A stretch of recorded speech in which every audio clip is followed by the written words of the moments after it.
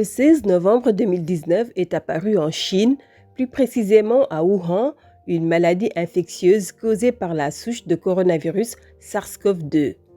Le 11 mars 2020, l'épidémie de Covid-19 est déclarée pandémie par l'Organisation mondiale de la santé. La quasi-totalité des pays est touchée. We have therefore made the assessment that COVID-19 can be characterized as a pandemic. Quelques jours avant, le 2 mars 2020, le Sénégal enregistrait officiellement son premier cas arrivé par l'Europe. Il s'agit, je l'ai dit tantôt, d'un patient de nationalité française, marié et père de 2 enfants, qui vit au Sénégal avec sa famille depuis plus de 2 ans. Lundi 23 mars à 20h, le président de la République Macky Sall sonne l'alerte et proclame l'état d'urgence sur l'ensemble du territoire national. À compter de ce soir à minuit, je déclare l'état d'urgence sur l'ensemble du territoire national. Face aux effets néfastes de la pandémie et pour contenir l'expansion de la maladie, il annonce une batterie de mesures. La fermeture des frontières terrestres, maritimes et aériennes, la fermeture des écoles, des universités et des lieux de culte, la limitation des activités de commerce, le réaménagement des horaires de travail, l'interdiction des rassemblements, la suspension des transports interurbains, l'institution d'un couvre-feu.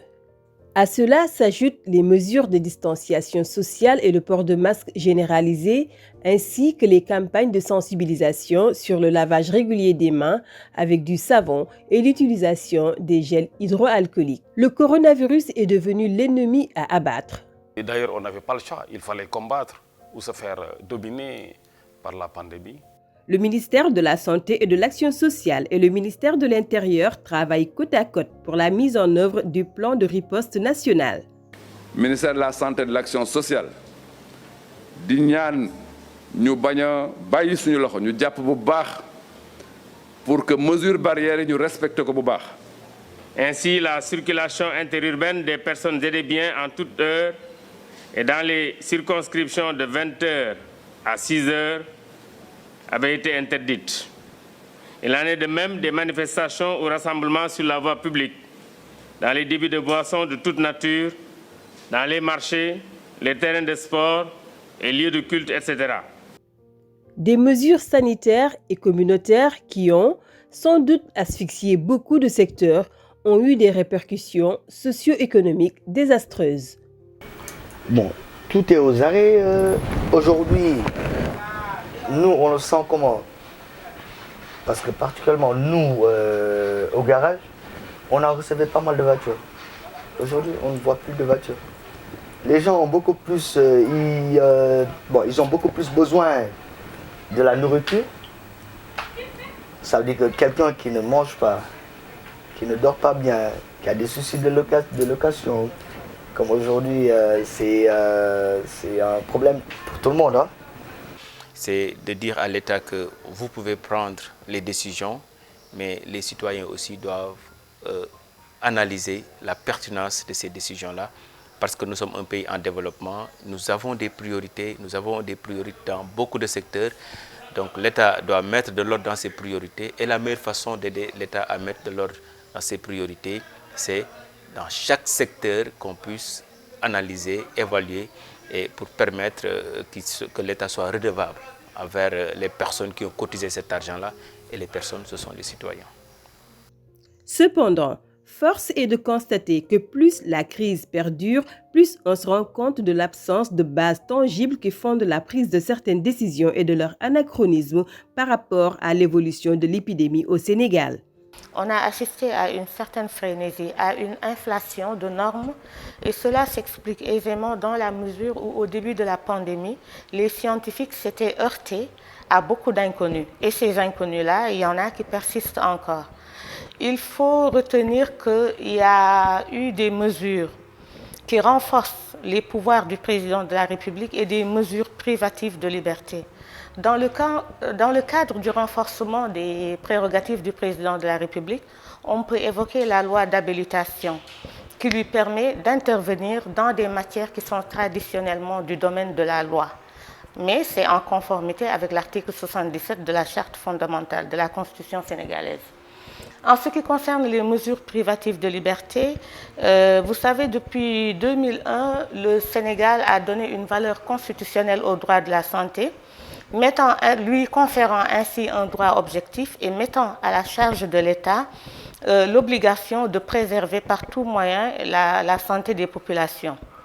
dañ ne la kenn mënatul génn dañu tëj frontière yi voyage amatul yow yaa ngi amoon fongolomi bitik waroon fa jaay sa capital nekk fa moo xam fa nga ko def am na sécurité moo xam amul sécurité moo xam nu mu demee waaye dogal bii wàcc ñëpp la wàcc te ñëpp ñoo ci am même pied de l'égalité ñëpp ñoo ci am àtte couvre-feu bi am na ñoo xam ne guddi lañ doon génn wala guddi lañ doon liggéey parce que nag ba fi mu toll nii may wax ak yow bi mu jeexee tey yaakaar naa boo génnoon guddi ba gis ñi liggéey da nga naan man kat ñii liggéey guddi ak ñi liggéey bëccëg kenn mënu leen a kii ci dayoo parce que ñi liggéey bëccëg bare noonu la ñuy liggéey guddi bare ñenn ñi ñu ngi ci oto yi di daw ñenn ñi ngi ci four yi ñenn ñi ngi ci leneen ak leneen fast food yeeg leneen ak leneen ak les publics yi da ngay gis ndaw ñi nekk ci daanaka ba 4 heures du matin loolu nag am na ñoo xam ne xëy na féexloog yooyu moo leen fay yóbbu mais am na ñoo xam ne nag dañuy daan doole pour yóbbu seen kër mën cee dundal seen njaboot léegi nag bi couvre-feu bi ñëwee ñooñu it daf leen di impacter. Ces mesures drastiques, en complète déphasage des réalités de l'économie sénégalaise majoritairement informelle, ont fortement mis en évidence les faiblesses du système sanitaire ainsi que les inégalités sociales. man sama activité man ay fonde laa daan jaay ak ay ngalax ak caakiri waaye avant corona bi moo tax parce que dama daan jaay ba ay minuit waaye xam nga corona bi heure bi mënatoo jaay ba minuit pare saa dama fi doon toog ba yenn heure yi police di ma fekk moo tax dama mujj arrêté njaay moom sax dugg si njaayum syndicat bi si corona bi noonu. À l'exception du personnel de santé et des agents de sécurité qui étaient à la première ligne de la riposte, tous les autres secteurs ont vu leur charge de travail se réduire drastiquement. Ainsi, commerçants, vendeurs, restaurateurs, mécaniciens, ouvriers, acteurs culturels ont été les Sénégalais qui ont plus subi les effets néfastes de la Covid-19 du fait des mesures de confinement. waaw mën na ne corona bi daanaka bi mu commencé ba léegi si nit ñi si ay jafe-jafe la ñu nekkoon pratiquement si wàllu économie bi si wàllu transport beeg lépp wàllu vie sociale beeg lépp jafe-jafe lool parce que foo xamee da nga doon sa activité yi dafa doon commencé à 8 heures ngay dem ba xaaju guddi léegi ñu am heure bu la limité ne la heure bi war na fekk sa kër daanaka dafay bloqué te comme économie bi ni moo waroon doxee xaay bi circulé tul soo gis que jusqu'à présent ba léegi comme Covid bi jógee gu fi ba léegi dafa am ay blocage daanaka yëf yi doxul comme ni mu war a doxee daanaka jeexital gi muñ nañ ne daal dafa bloqué woon activité économie bu dëkk bi da ko bloqué woon peut-être su fi corona bi jógee Covid bi fu jógee muñ nañ ne xëy na yëf yi delluwaat fa mu nekkoon mais li ñu remarqué ba xam ko dëgg mooy daal Covid bi moom am na blocage bu rëy bu mu def si dëkk bi def na ko fépp daal si dundi gi lépp def na ko daal pratiquement. Les femmes aussi ont subi des contre-coups de la Covid. ba mu commencé ba léegi nag sunu kii daal yëpp dafa wàññeeku parce que man zi laa daan jaay waaye léegi doxatul sax ndax corona bi wàññi na ci liggéey bi wàññeeku na ci dund bi am na jafe-jafe daal ci kër gi am na ñoo xam ni dañ doon takkale mënatuñ ko waaye ñi doon liggéey yenn saa yi ñu liggéey yenn saa yi ñu toog bu dee journal yenn saa yi nga liggéey yenn saa yi doo liggéey ñi daan jaay di jaay yu saw yi moom arrêté na amatuñ leen lu ñu jaay parce que corona bi moo tax. Des secteurs comme le tourisme, l'hôtellerie, la restauration, les transports, le commerce, la culture, les bâtiments et travaux publics, entre autres, sont durement affectés. Selon l'étude sur l'enquête Covid-19, industrie de la ANSD, 92,5% des entreprises sont impactées par la Covid-19. La quasi-totalité d'entre elles, soit 96%, ont été impactées négativement par la pandémie. Étant un secteur très important dans la construction de la société sénégalaise, la culture a aussi subi de plein fouet les conséquences de cette pandémie. Covid, c'est vrai que ñëpp la laal aduna wërngal këpp la laal mais mun naa wax ne man aussi ñun aussi suñu côté xëy na ni on a plus maanaam ñun ñoo gën a daj mun naa ko wax parce que ñu xëy tout un beau jour ñu ne la sa métier bi nga nekk di def arrêté ko parce que c'est un métier comme tous les autres métiers. Déjà pour la première vague, on avait une tournée nationale ici au Sénégal et la semaine où on devait partir, c'est là que le décret est sorti. Donc on a beaucoup perdu. Nous qui travaillons de soir et dans tout ce qui est regroupement, nous avons été des victimes et le président a bien anticipé en nous demandant de gérer nos activités avec cette célèbre phrase « restez chez vous et respectez les mesures barrières ». Il a bien voulu nous octroyer une aide financière. Donc, dans un premier temps de 3 milliards et quelques pour les acteurs culturels qui étaient en activité. Pour atténuer les effets dévastateurs des mesures prises le 23 mars, le président de la République Macky Sall annonçait dans son discours du 3 avril la mise en place d'un plan de résilience économique et sociale avec un budget de 1 milliard de francs CFA.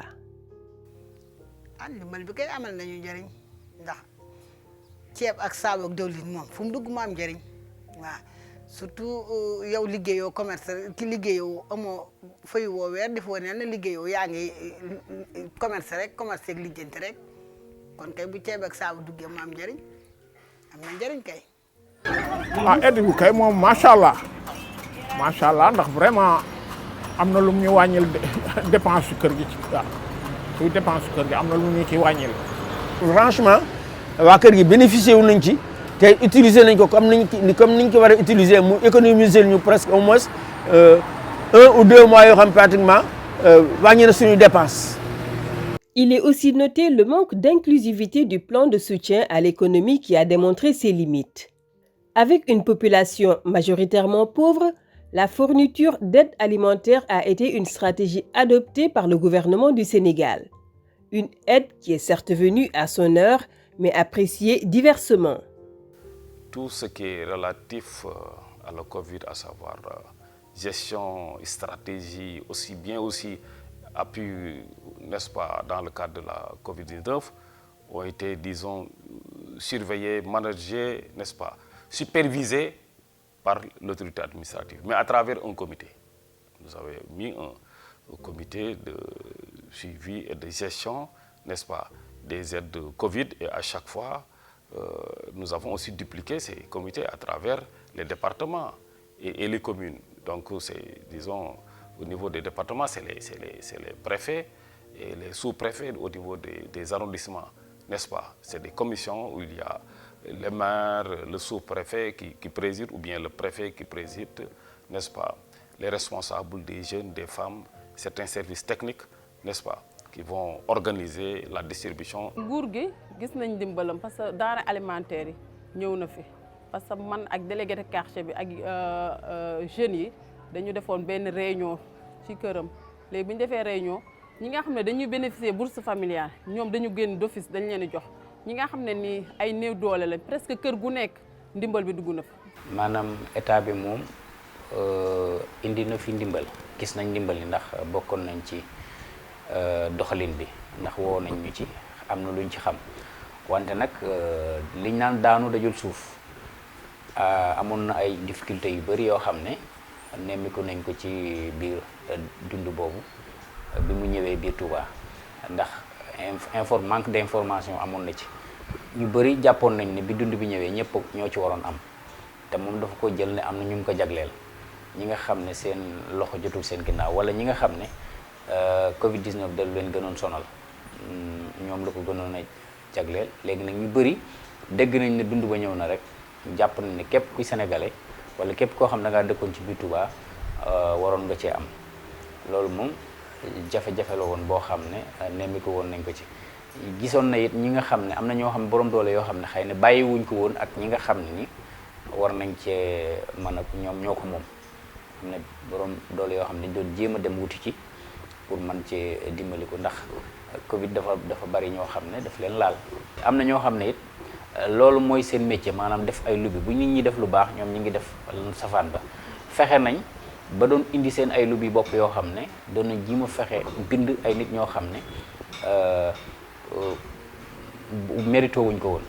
Pour garantir la bonne utilisation des 1000 milliards, un comité de suivi de la mise en œuvre des opérations du Fonds de riposte et de solidarité contre les effets du Covid-19, Fonds Force Covid-19, a été mis en place. Il est chargé de suivre de façon proactive et inclusive l'ensemble des opérations menées par le Fonds et d'en rendre compte au président de la République. Compte tenu de la complexité de cette situation et à l'urgence, Son Excellence Monsieur le Président de la République a décidé, selon le décret 2020-965, de créer le comité de suivi de la mise en œuvre des opérations du Fonds Force Covid-19, qui comprend pratiquement beaucoup de secteurs de la vie socio-économique et politique du pays. Le but de cette mission, c'est très simple. On ne va pas tourner à gauche et à droite. On a dit mission de suivi, pas mission d'audit. C'est-à-dire, l'État sénégalais a mis des piliers, il a mis les moyens. Suivez-moi ce que j'ai décidé de faire et rendez-moi compte. Les mêmes inquiétudes ont été également perçues dans la gestion du Force Covid-19, notamment au niveau des différents ministères impliqués et aussi des fonds destinés au renforcement du système de santé, particulièrement l'utilisation des équipements et des intrants acquis dans le cadre de la riposte au moment où de nouvelles carences sont observées dans la prise en charge des malades de la troisième vague. Au début, il y avait certaines structures qui ne comprenaient pas quelle était notre mission, mais entre parenthèses, je peux le dire, on les a forcés à faire le travail qu'on voulait. Voilà, parce qu'on les a fait comprendre que ce qu'on fait, c'est un rapport qui sera public. Et si vous ne justifiez pas ces fonds, mais on rendra compte fidèlement que vous n'avez pas donné de pièces justificatives. Mais chaque fois qu'on partait dans les ministères, on leur expliquait leur mission. Et si ce qu'on était venu chercher, on revenait encore, ou bien on envoyait d'autres missions pour aller acquérir les informations dont on a besoin. Et on l'a fait avec 2 ou 3 ministères. Et à l'issue, quand on a eu toutes les pièces qu'il faut, c'est là où notre travail s'est limité. On trouve que le comité, dans le domaine de ses prérogatives qui lui ont été données par un décret présidentiel, a fait le travail tel qu'il pouvait le faire. Et eux-mêmes, à nos questions, ont répondu que le travail a été fait correctement, sans beaucoup de difficultés. Pour dire qu'ils ont eu donc les moyens et les dispositions nécessaires pour faire ce travail correctement, comme il le semble. Nous ne pouvons pas à ce stade juger véritablement de l'efficacité de leur travail, mais déjà les éléments que nous avons montrent qu'en fait, ils ont eu à faire effectivement ce pourquoi ils ont été mis en place ici. Mais au-delà de cela, nos préoccupations questionnent les aspects stratégiques, mais également même la constitution du comité et de ses propres limites, à voir un peu jusqu'où on pouvait aller en matière de transparence dans la gestion de ces fonds-là. On doit avoir l'information la plus complète, la plus pertinente possible pour expliquer, pour montrer quelles sont les sommes qui ont été mobilisées, où est-ce que c'est passé, comment est-ce qu'on rencontre les comptes. Donc cette information, on ne doit pas y avoir de rétention de l'information. Donc ce sont les communautés doivent, puisque c'est le droit, on ne peut que les encourager à s'approprier de ces droits-là, parce que c'est elles qui vont s'approprier des réponses. Une réponse technologique, elle a beau être pertinente, si elle n'est pas appropriée par les communautés, on assiste à des effets contre-productifs, ou bien ça entraîne des lenteurs par rapport à ce qui doit être fait pour faire face à la pandémie. La question des inégalités est apparue au grand jour sous plusieurs angles, remettant ainsi en cause le principe de justice. L'accès aux soins, qui est la clé de voûte du droit à la santé, est aussi un horizon éthique, c'est-à-dire le droit de tout individu d'avoir accès à des soins de qualité équivalents en fonction de ses besoins. On a noté une absence d'équité dans la prise en charge, telle que la conception différente des centres de traitement, les inégalités dans l'allocation des ressources de toute nature, la prise en charge disparate. Les soignants ont aussi été confrontés au manque de matériel de protection et de motivation. Sur le plan épidémiologique, il est noté que malgré les efforts du gouvernement, le pays est faiblement doté en capacité de prise en charge d'un nombre élevé de cas graves. Parfois, c'est un peu compliqué. Comment nous vivons par rapport à la particularité de cette épidémie, ça peut poser un problème. Et aussi, le système sanitaire n'a pas été vraiment bien préparé pour répondre à ce stress. Parce que ça, c'est un stress qui vient s'ajouter à un système sanitaire. Donc ça, c'est des défis qu'on va devoir relever et peut-être y travailler beaucoup plus dans le futur pour que nos systèmes soient préparés à ces épidémies. Parce que des épidémies de coronavirus, il y en aura dans le futur. Donc si on sert de cette situation, c'est vraiment l'occasion de réfléchir pour vraiment développer un suivi épidémiologique bien assis. En mi-juillet, une troisième vague de Covid-19 est annoncée sur le continent africain. Au Sénégal, plusieurs variants ont été détectés, parmi lesquels Delta, qui fait exploser le nombre de cas. En même temps, le Sénégal commence à recevoir ses premières doses de vaccins anti-Covid-19. La pandémie a révélé des inégalités sociales et le manque de solidarité dans l'accès aux vaccins. ñoo ngi xool ñi ñuy vacciner ak ñu dul vacciner di vacciner ay mbër ay politiciens ay nit ñoo xam ne amuñ sax 50 ans nit ñoo xam ñu ngi ak seen doole te ñoo waxoon ni feebar yi mag ñi la gën a sonal quoi pour man su dee dëgg la mag ñi la ñu waroon a vacciner.